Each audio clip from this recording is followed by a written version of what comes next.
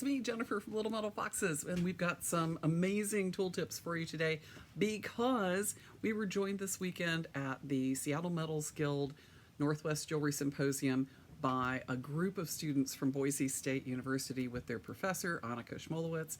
They had some great tool tips for us, so take a look. Hi, it's me, Jennifer from Little Metal Foxes, and Julia from Little Metal Foxes. And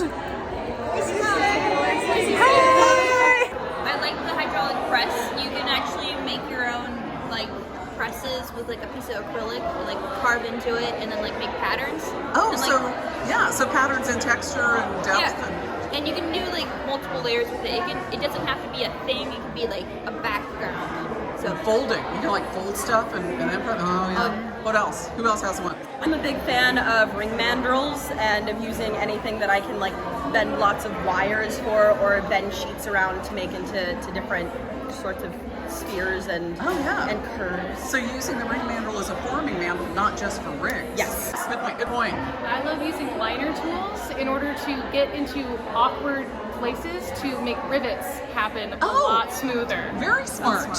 Very good. Okay. I love the bobbin hammer. I love anything like it's like texture, like hammer texture. I think it's my favorite thing ever.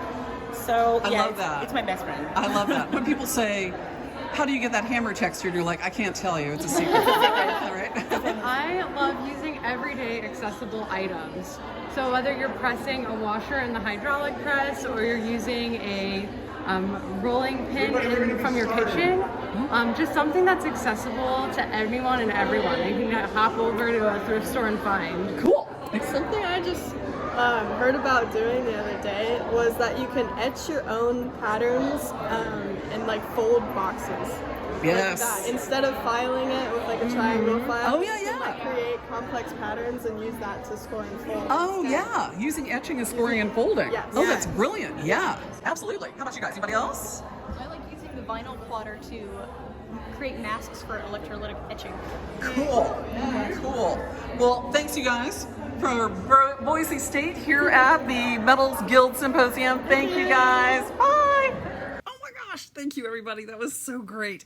We're going to actually do, Julia and I are going to go on and actually discuss some of those tool tips a little more in depth.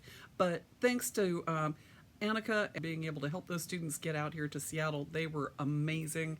So thanks to Red and Fiona and Niev and Taylor and OJ and Ambriel and Elise.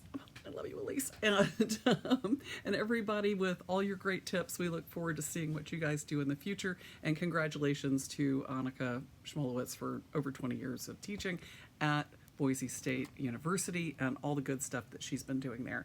So thank you for being part of the Metals Guild and bringing all those great students with you. Bye. We'll see you later.